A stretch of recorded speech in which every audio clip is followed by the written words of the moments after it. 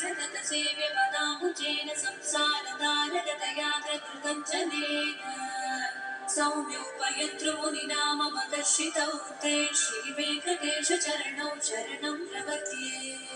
श्रीशश्रिया धनिकया त्वदुपाय भावे प्राप्ये त्वयि स्वयंपेयतया स्फुरन्त्या नित्याश्रिताय निरवध्य गुणाय तुभ्यं स्यां किं करोमि शगिरीश न जातु मह्यम्।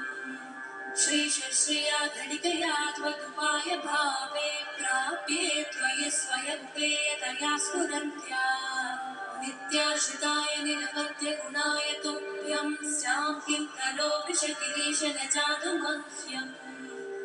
श्रियकान्ताय कल्याणनिधये निधयेऽर्थिनां श्रीवेङ्कटनिवासाय श्रीनिवासाय मङ्गलम्।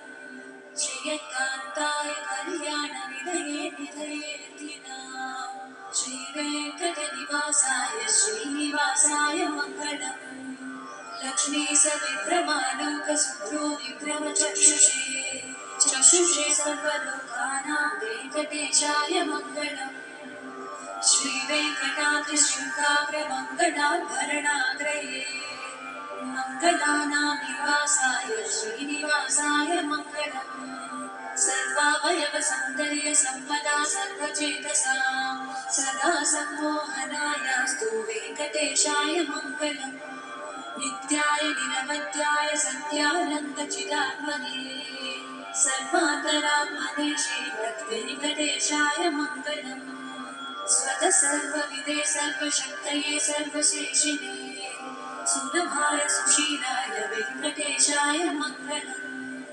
परस्मै ब्रह्मणे पूर्णकामाय परमात्मने प्रयुञ्जे परतत्त्वाय वेङ्कटेशाय मङ्गलम्।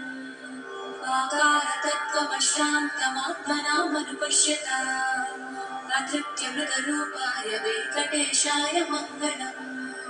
प्रायस्वचरणौ पुंसां शरण्यत्वेन वाणिना कृपया दिशते श्रीमद्वेङ्कटेशाय मङ्गलम्।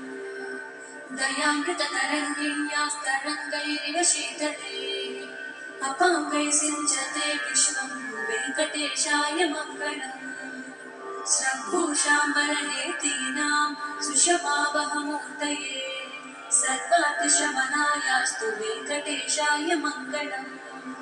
श्रीवैकुण्ठविरक्ताय स्वामि पुष्करिणीतटे रमया रममाणाय वेङ्कटेशाय मङ्गलम्। श्रीवैकुण्ठविरक्ताय स्वामि पुष्करिणीतटे रमया रममाणाय वेङ्कटेशाय मङ्गलम्। श्रीमत्सुन्दरजामातृमुनिमानसवासिने सर्वलोकनिवासाय श्रीनिवासाय मङ्गलम्। मङ्गलाशासनकरेण मदाचार्य पुरोगमैः सर्वैश्च पूर्वैराचार्यैः सत्कृतायास्तु मङ्गलम्।